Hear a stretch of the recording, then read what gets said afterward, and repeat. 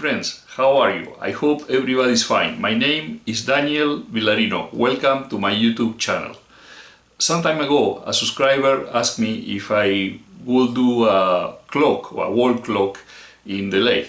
And I think it's a very nice project, and I found this in Amazon.com, which is the clock mechanism and the handles. So I'm going to use that. And for the face, I'm going to use this piece of maple that is quite thick. I just need a little bit of it. So I will figure out how I do to part that off, and that will be the face of the clock. Now, in this particular clock, I want to combine two techniques that I have been using lately. The first one is the eccentric turning. For that I have the platform here. Probably I will have to exchange the mobile base, because in this project I want to turn really apart from the center, and for that I have to move this towards one side. And the problem is that if I move it too much, these corners here and here, or rather here and here, if I move it in this direction, are going to be proud of this curve. And the problem is that this curve represents the maximum rotation in my lathe. So probably I will have to make a mobile base that has the corners cut, so I can move it as far as I want. Okay, so that's one of the things. With that, I am going to do several grooves, and then I want to fill those grooves with epoxy putty. And I have found in internet this brand is called Apoxy, and it comes in several colors. I got orange, yellow and red as well. If you remember, in the previous project I used Milliput, which comes in black, white and terracotta, and for this one I want to use a little more bright colors for the face of the wall clock.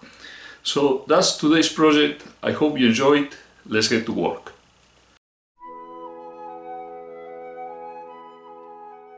I am comparing several pieces of plywood with their volume equivalent in MDF, which is more dense. That way I will have heavier counterweights in case I need them. The plywood weighs 375 grams and the MDF weighs 681 grams. So the latter is about 80% heavier.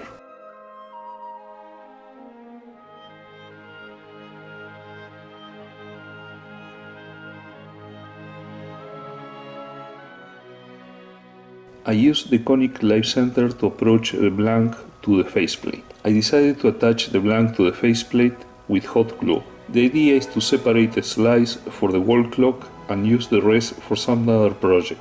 At the moment, I wasn't sure what I was going to do with the rest of the blank. At the end, I made a dish. Had I known that, instead of hot glue, I could probably have used screws.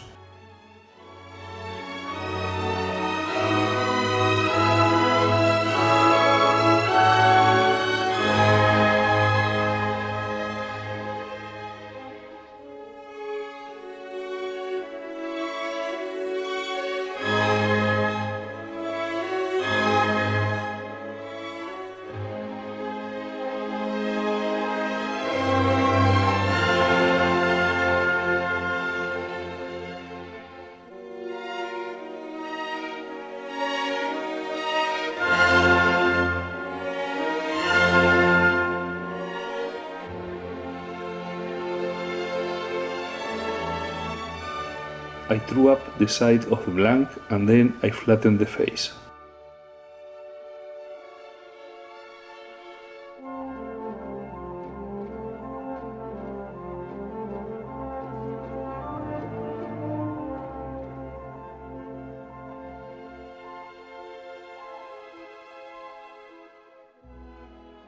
With the pencil trick and a native grit sanding board, I ensure that the face is flat.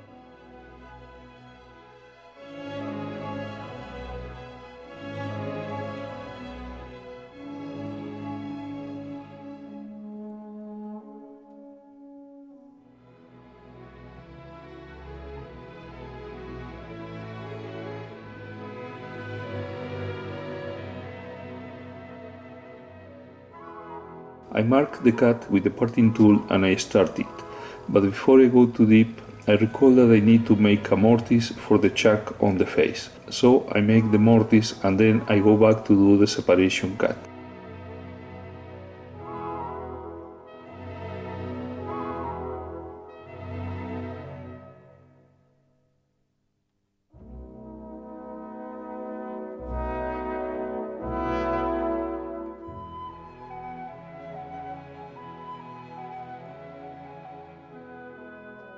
When the diameter of the cut is so big, it is not convenient to do it all with the parting tool.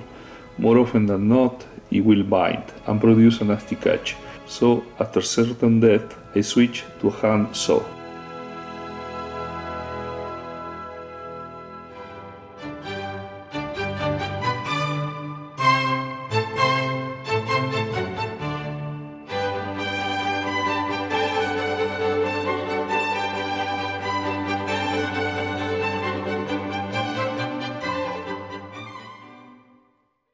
With the disc free, I mount it in the chuck to flatten what it will be the front face of the wall clock.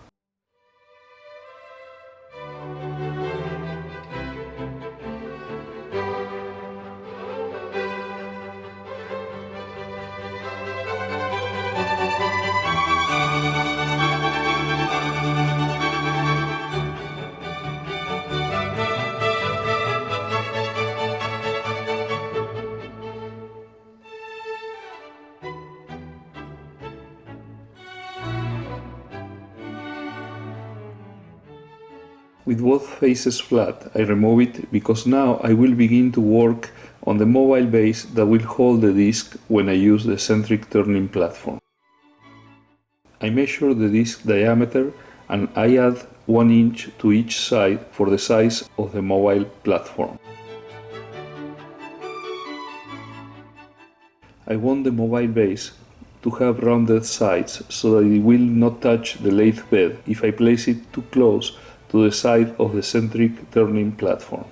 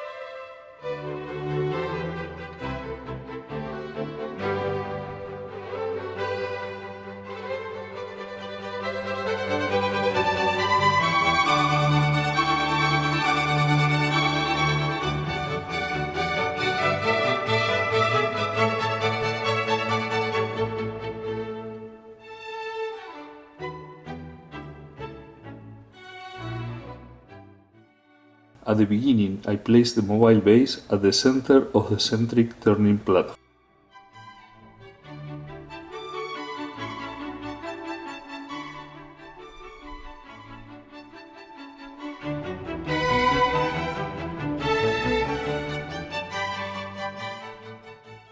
I make a mortise where I will jam and stick the maple disc.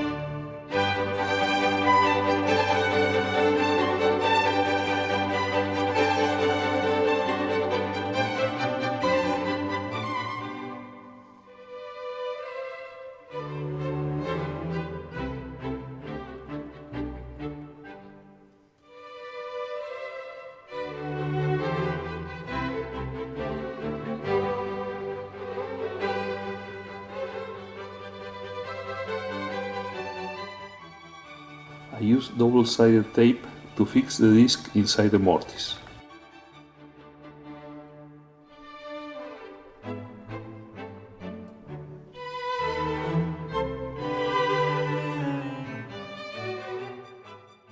I'm going to use the lathe indexing system to mark 12 positions on the maple disc and the mobile base.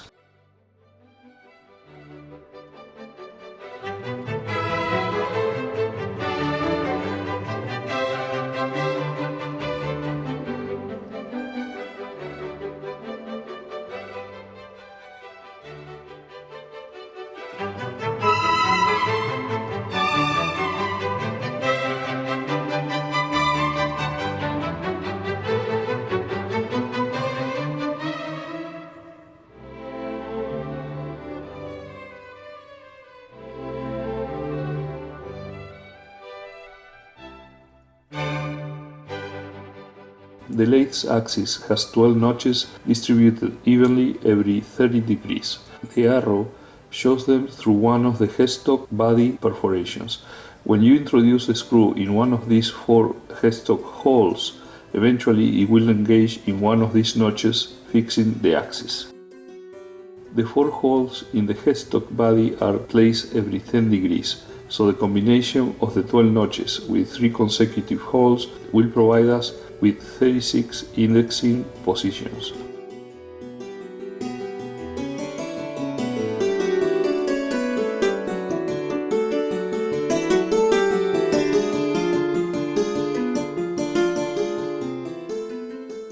The arrow shows through the top hole the lower part of one of the notches. This can be used as a reference to remove the screw, rotate the axis, and fix the screw in a new position when the top hole shows again the lower part of the following notch.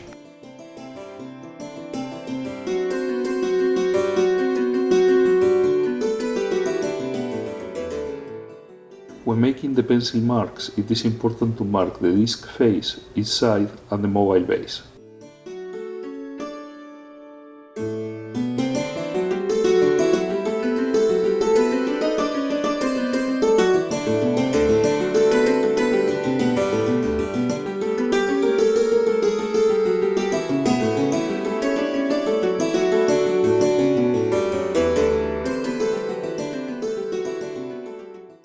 And so we get marked 12 positions with then a number both in the disc and the mobile base.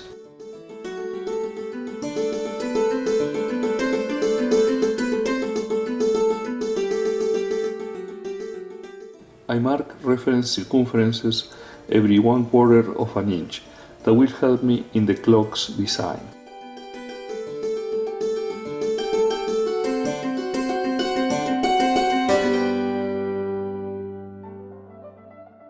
Before cutting with the parting tool, I mark with a pencil to have an idea of how it will look.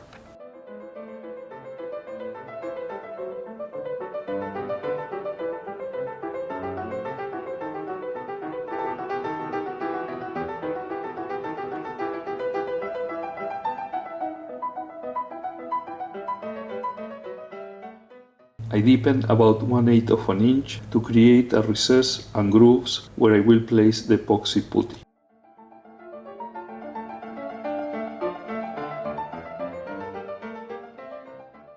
I sharpen often the parting tool to get better cuts.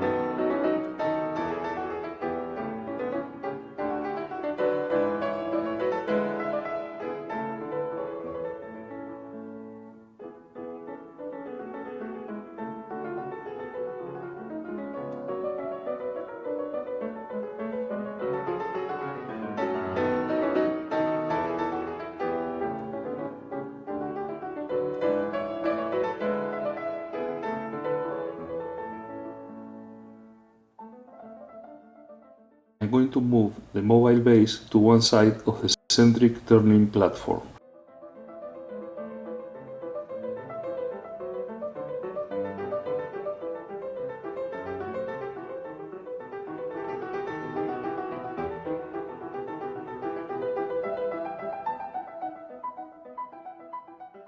I approach the conic live center to the platform to have an idea of the center of the new cuts that I will make. I realized that I am missing a few perforations in the platform and I made them.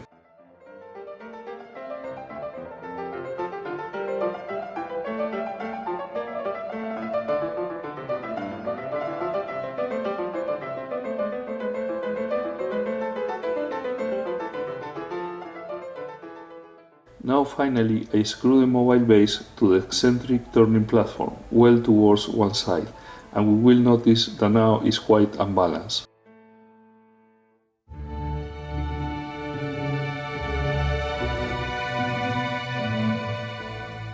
I'm going to place the 3 MDF counterweights on the other side to see if I can balance the whole thing.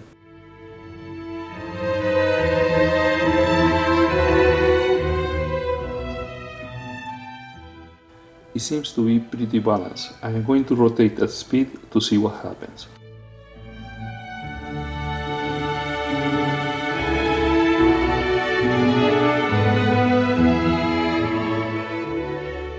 The arrow shows that I reach 850 RPMs pretty well. You did not see it in the video, but about 1000 RPMs it has some vibration. I'm going to loosen the motor belt to fine-tune the balance. After some tests, I realized that the counterweight side was a bit too heavy, so I removed a thin strip from one of them.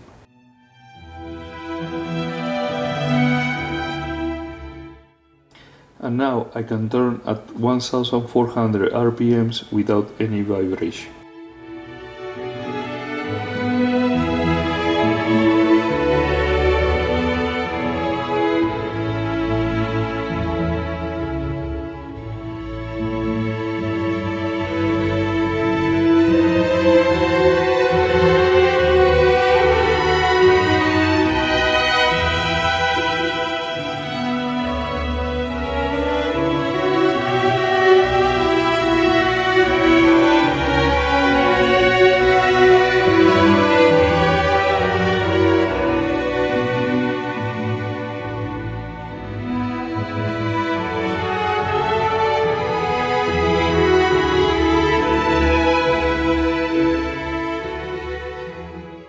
I will make the first eccentric design. This design I will make for the hours 12, 3, 6 and 9 of the clock. Please observe that it has happened at the 5 position both for the platform and the disc. The 5 position in the platform will be my reference. To make the design in the opposite side of the disc, I need to rotate it so that the position 11 in the disc coincides with the position 5 in the platform. Eventually, I will have to do the same for the positions 2 and 8 of the disc.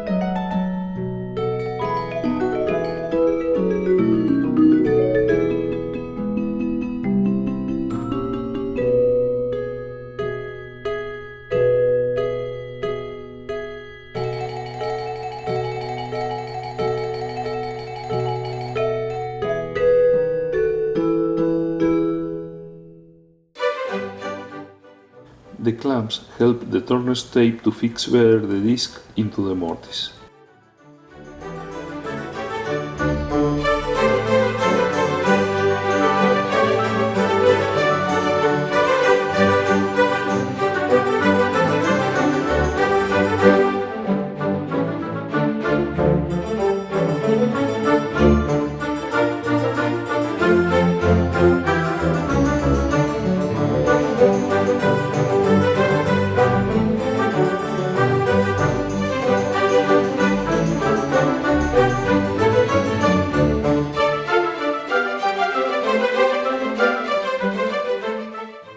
Now I will make a simpler design of only one circle for what it will be the hours 1, 2, 4, 5, 7, 8, 10 and 11.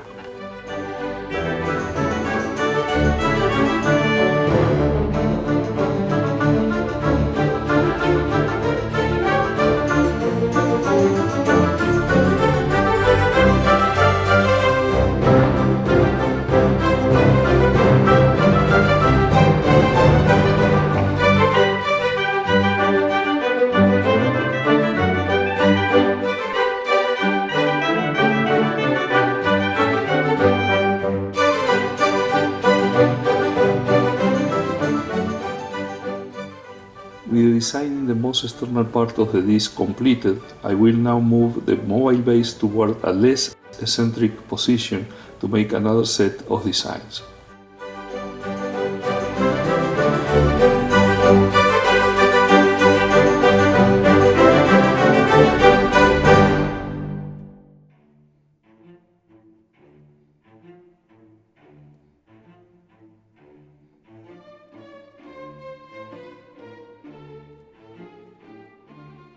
Because this position is more towards the center, it will not require so many counterweights.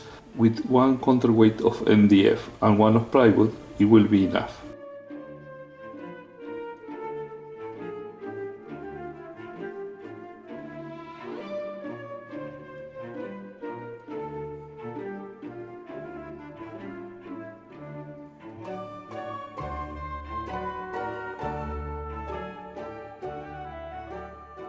The design here will be a simple, small groove in each of the 12 positions.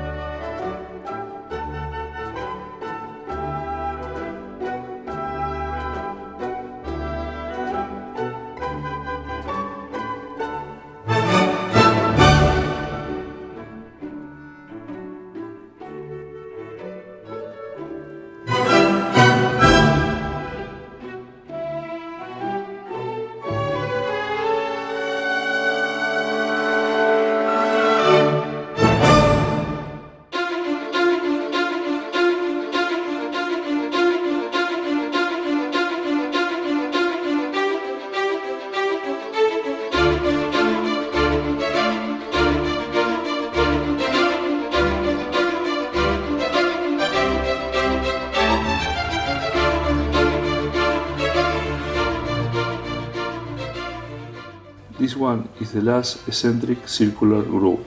When I finish, I will separate the disc from the mobile base and mount it in the chuck briefly to sand away the pencil marks.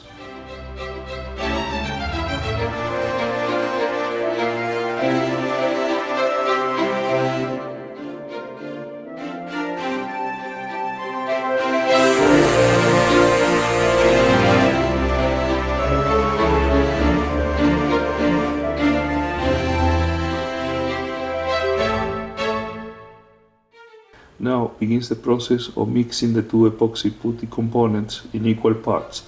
Knead them well and fill in the grooves as per the color scheme that I have in mind.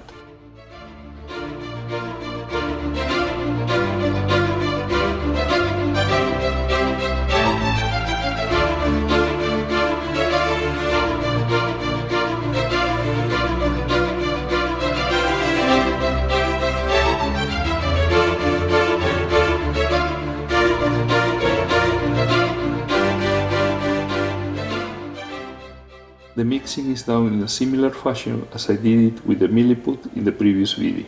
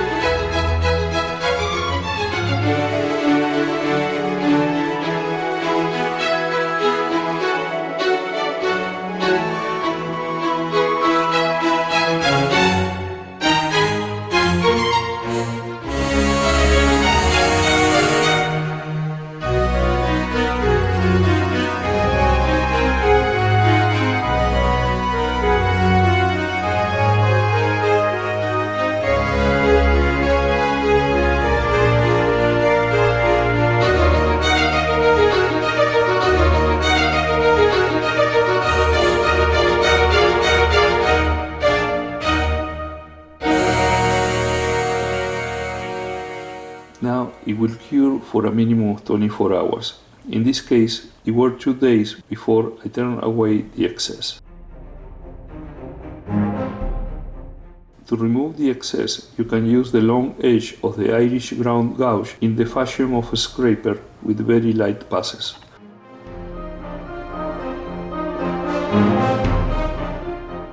Of course, you can use also a conventional scraper.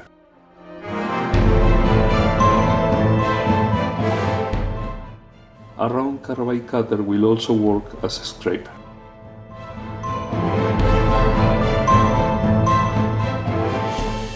And of course, you can also use a radius square carbide cutter.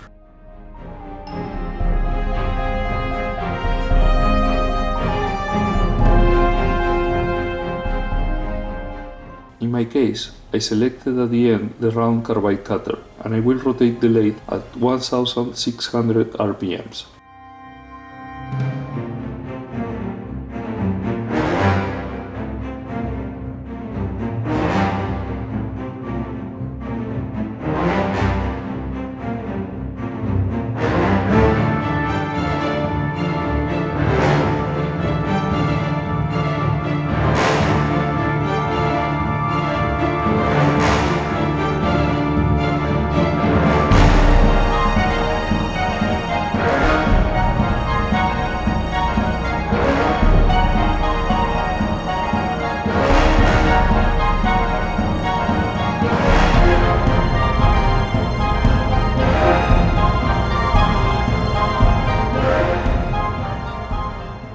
It will seem that the disc is not perfectly square to the lathe axis, and it is cutting a little more on one side than the other. Fortunately, I have enough depth of material.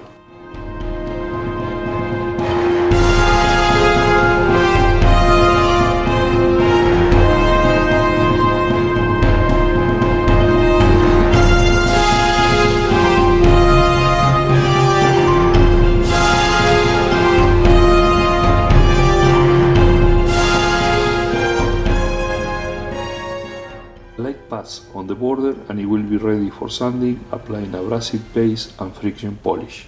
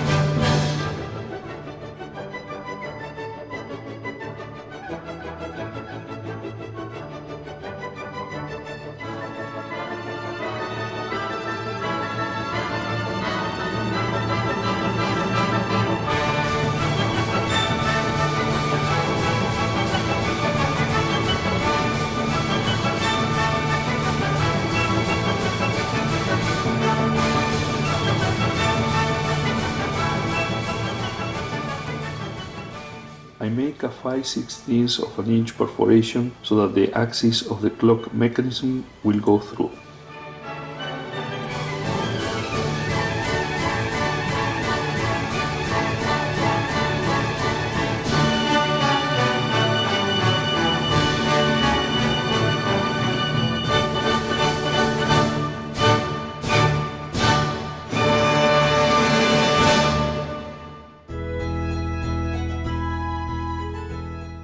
I need to enlarge and deepen the mortise so that it will accept the mechanism body.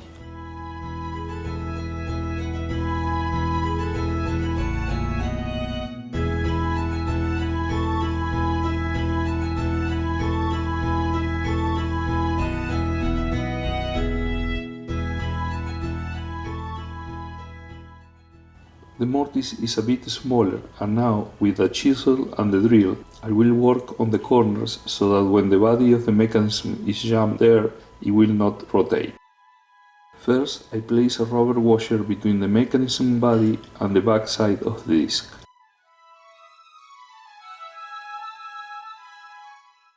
Then a bronze washer on the front.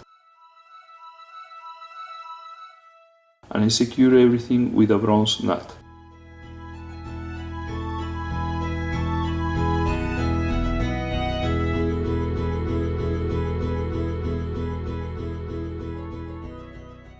The mechanism axis has a plastic external part where the hour's hand fits by pressing.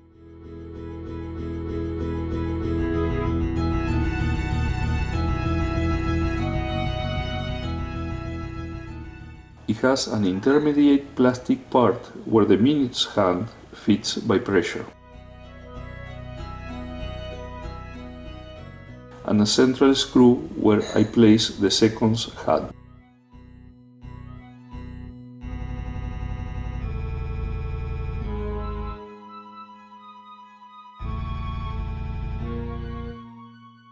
A AA battery, and the clock needs only a hanger and a few felt pads to be able to hang it on the wall.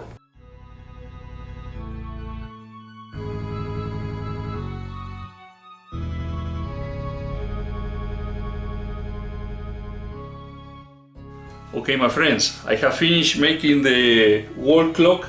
You can see it here. It has the same time as that one over there. This one has combined two different techniques.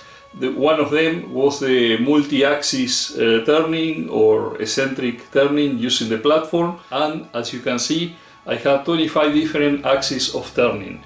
12 for the circles on the exterior, 12 for the yellow circles inside, and then for the central ones in the middle.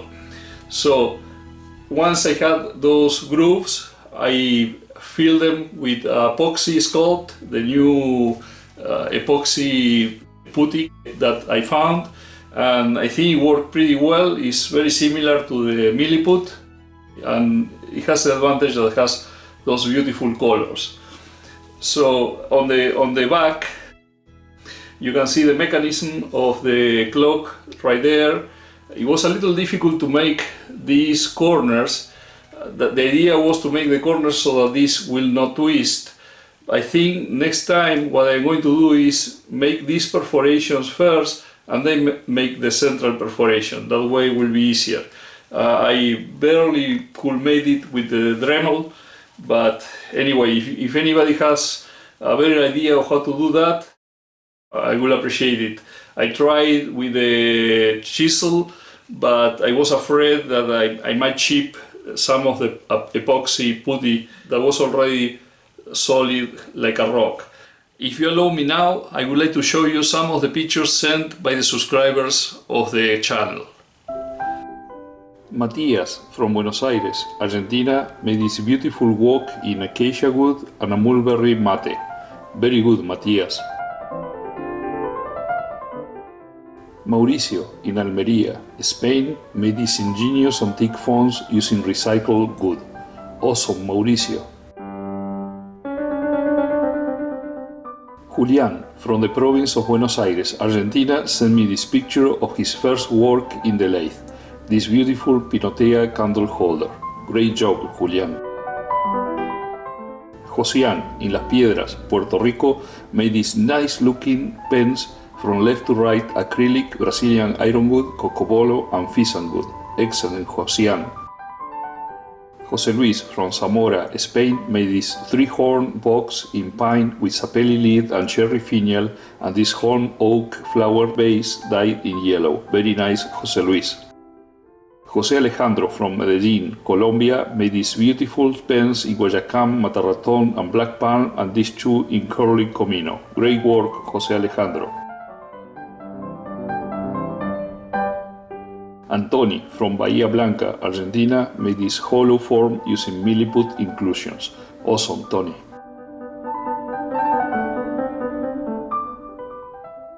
Undergo a couple of steals of the clock.